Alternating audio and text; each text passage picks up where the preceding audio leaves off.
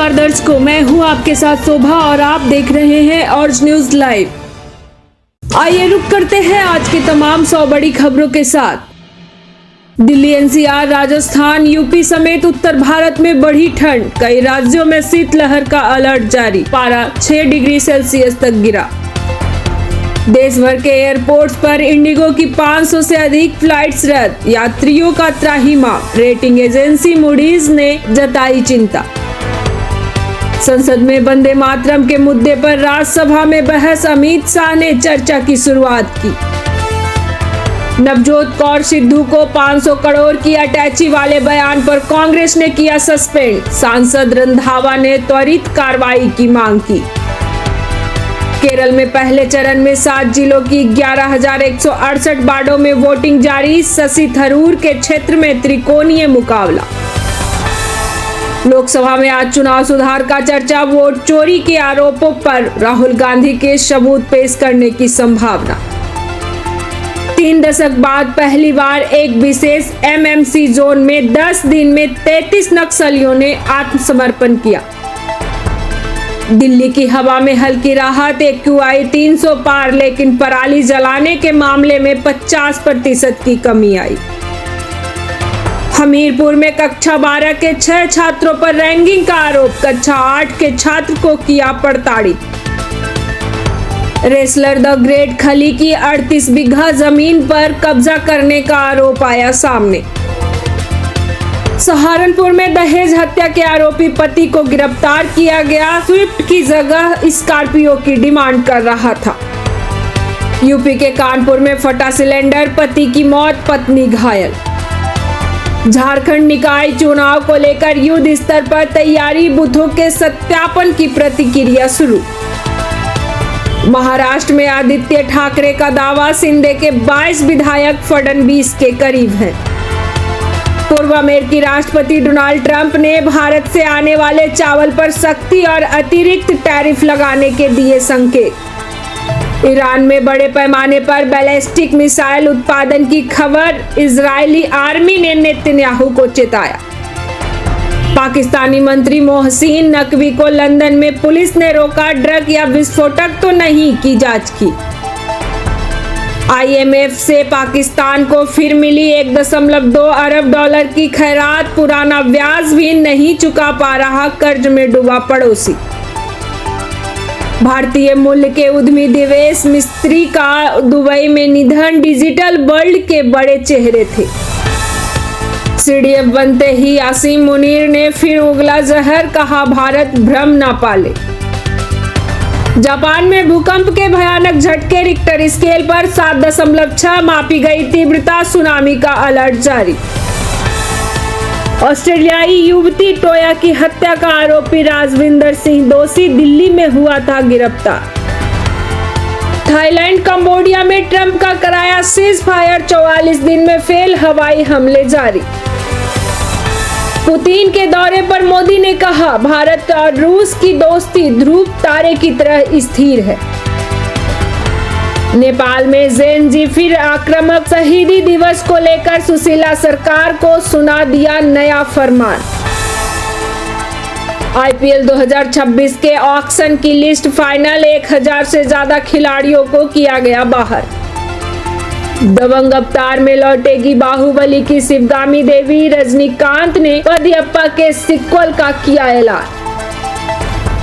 Ex boyfriend अभिषेक की बाहों में ईशा, समंदर किनारे रोमांटिक हुई। Bigg Boss fame Zeeshan Khan सड़क दुर्घटना का शिकार, कार के उड़े फरकच्चे, बाल बाल बचे। अगर हम भारत माता को देवी कह रहे हैं तो इसमें धर्म ला रहे हैं, संसद में ओवैसी का बयान। गोवा नाइट क्लब अग्निकांड की दुखद कहानी, सगाई से कुछ घंटे पहले युवक की मौत। मेरठ में पत्नी को गैर मर्द के साथ पकड़ा पति, मरना कबूल है लेकिन सिर्फ स्वीकार नहीं, वंदे मातरम पर चर्चा के बीच बोले अरशद मदनी। 21 दिसंबर से चलने लगेगी भोपाल मेट्रो, सीएम मोहन यादव ने खजुराहो से किया ऐलान। लाल किला ब्लास्ट से पहले आतंकियों ने कश्मीर में कहां की थी विस्फोटकों की टेस्टिंग, एनआईए जांच में हुआ खुलासा। गोवा अग्निकांड के 6 घंटे बाद ही थाईलैंड भागे नाइट क्लब के मालिक। पूर्वांचल एक्सप्रेसवे पर कार के अंदर से अतरंग पल का वीडियो वायरल, सीसीटीवी मैनेजर बर्खास्त। सीएम नीतीश से मिलने पहुंचे एआईएमआईएम के 5 विधायक, एमएलए मुर्शीद आलम बोले वे मेरे राजनीतिक गुरु हैं। संसद ने आधार पैन लिंकिंग बिल को सर्वसम्मति से पास कर दिया है, जिसका उद्देश्य वित्तीय धोखाधड़ी को रोकना है। प्रधानमंत्री ने 50,000 करोड़ की युवा कौशल विकास योजना लॉन्च की है, जिससे 5 वर्षों में 1 करोड़ युवाओं को प्रशिक्षण मिलेगा। गृह मंत्री ने देश में कानून व्यवस्था को प्रभावी बनाने के लिए वन नेशन वन पुलिस का विचार सामने रखा। राज्यपाल ने विवादित स्थानीय आरक्षण बिल को मंजूरी दे दी है, जिसके तहत निजी नौकरियों में 75% आरक्षण लागू होगा। चुनाव आयोग ने तत्काल प्रभाव से आचार्य संहिता लागू करते हुए 5 राज्यों के चुनावों की तारीख घोषित कर दी। प्रमुख विपक्षी दल ने सड़कों पर उतरकर महंगाई के खिलाफ देशव्यापी आंदोलन शुरू किया।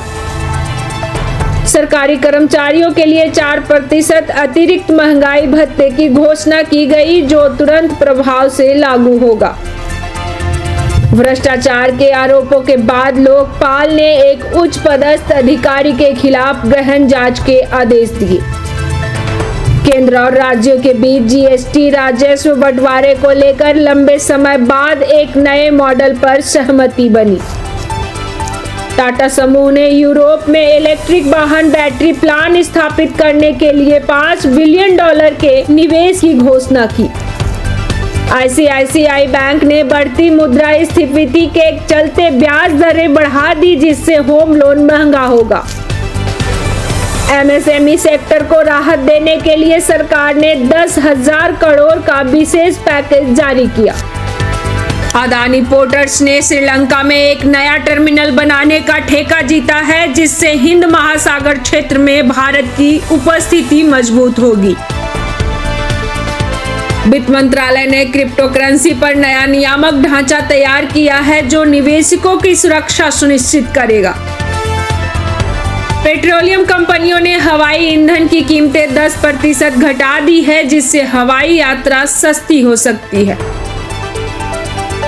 भारत और जापान ने रक्षा और टेक्नोलॉजी पर सहयोग बढ़ाने के लिए अपनी रणनीतिक साझेदारी को अगले स्तर पर ले जाने का संकल्प लिया। संयुक्त राष्ट्र ने गाजा में तत्काल मानवीय सहायता गलियारा खोलने का प्रस्ताव पास किया। कनाडा ने भारतीय छात्रों के लिए वीजा प्रक्रिया में तेजी लाने की घोषणा की। ईरान और सऊदी अरब ने 7 साल बाद अपने दूतावास फिर से खोले, जिससे मध्य पूर्व में शांति की उम्मीद जगी है। चीन ने ताइवान जलडमरू मध्य में अपना सैन्य अभ्यास निर्धारित कार्यक्रम के अनुसार समाप्त कर दिया। WHO ने कोविड-19 महामारी के खतरे को देखते हुए वैश्विक स्वास्थ्य आपातकाल समाप्त करने की घोषणा की। अफ्रीकी यूनियन को G20 में स्थायी सदस्य के रूप में शामिल किया गया, जो महाद्वीप के लिए एक ऐतिहासिक कूटनीतिक जीत है। अमेरिकी ट्रेजरी सचिव ने भारत के साथ आर्थिक संवाद शुरू किया है, जिसका उद्देश्य व्यापार बाधाओं को दूर करना है। इसरो का चंद्रयान 3 मिशन चंद्रमा की कक्षा में सफलतापूर्वक स्थापित हो गया है। एप्पल ने अपने नवीनतम आईफोन 17 प्रो मॉडल का अनावरण किया है, जिसमें उन्नत 3D कैमरा शामिल है। टेस्ला ने भारत में अपने पहली गीगा फैक्ट्री स्थापित करने की योजना की घोषणा की। 5G स्पेक्ट्रम की नीलामी सफलतापूर्वक संपन्न हो गई, जिससे सरकार को 1.5 लाख करोड़ का राजस्व प्राप्त हुआ। हैकिंग को रोकने के लिए नया क्वांटम एन्क्रिप्शन मानक तैयार किया गया, जो भविष्य के साइबर हमलों से डेटा सुरक्षित रखेगा। भारत ने डेटा गोपनीयता और सुरक्षा सुनिश्चित करने के लिए national data governance framework policy जारी की है। देश में पहला हार्ट ट्रांसप्लांट ऑपरेशन सफलतापूर्वक पूरा हुआ, मरीज अब खतरे से बाहर है। कोविड-19 का नया वेरिएंट XBB.1.5 सामने आने के बाद स्वास्थ्य मंत्रालय ने नागरिकों को बूस्टर डोज लेने की सलाह दी। टीबी उन्मूलन के लिए सरकार ने 2025 का लक्ष्य निर्धारित किया और डोर टू डोर स्क्रीनिंग कार्यक्रम शुरू होगा। डायबिटीज के इलाज के लिए नई इंजेक्शन मुक्त दवा लॉन्च हुई है, जिससे लाखों मरीजों को राहत मिलेगी। आयुर्वेद को बढ़ावा देने और पारंपरिक चिकित्सा प्रणाली को मुख्य धारा में लाने के लिए 500 नए वेलनेस सेंटर खुलेंगे। सफल मच्छर नियंत्रण अभियान के कारण डेंगू और चिकुनगुनिया के मामले में 40% की भारी गिरावट दर्ज की गई है। एम्स की 4 नई शाखाओं का उद्घाटन किया गया, जिससे दूर दराज के क्षेत्रों में स्वास्थ्य सेवाओं में सुधार होगा। एक ही दिन में आयोजित रक्तदान शिविर में 50,000 यूनिट रक्त का रिकॉर्ड संग्रह किया गया। भारत ने एशियन गेम्स में 100 मेडल का ऐतिहासिक आंकड़ा पार करके अपना सर्वश्रेष्ठ प्रदर्शन दर्ज किया। IPL 2026 की नीलामी में एक युवक खिलाड़ी को 20 करोड़ में खरीदा गया, जो किसी भी भारतीय खिलाड़ी के लिए अब तक की सबसे ऊंची बोली है। नीरज चोपड़ा ने 90 मीटर से अधिक की दूरी हासिल करके वर्ल्ड एथलेटिक्स चैंपियनशिप में गोल्ड मेडल जीता।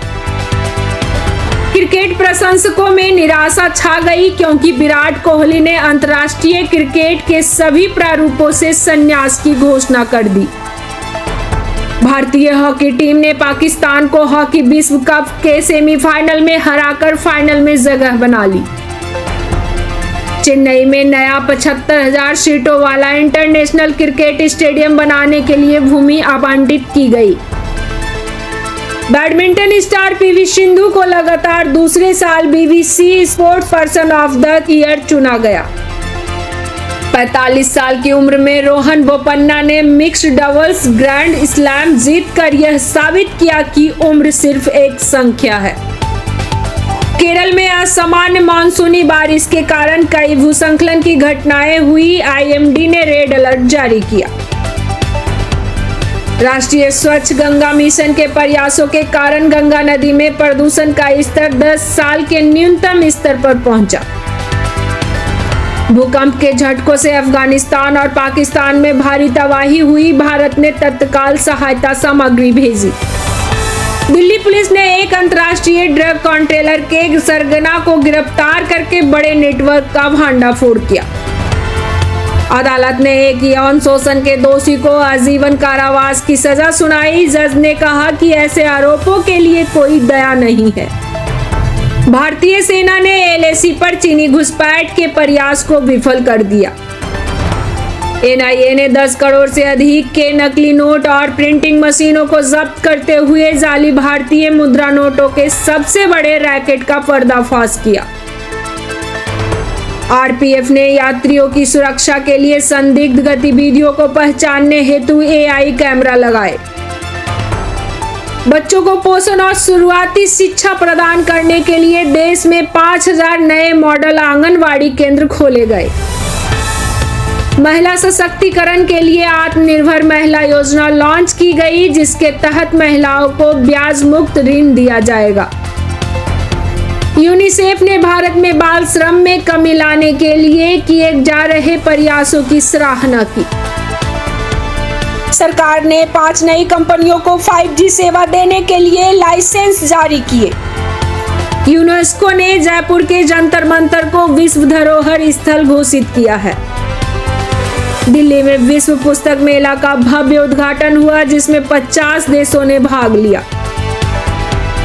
सड़कों पर सुरक्षा और अनुशासन बढ़ाने के लिए टैरिफ नियमों का उल्लंघन करने पर 2 गुना जुर्माना लगाने का नियम लागू किया गया।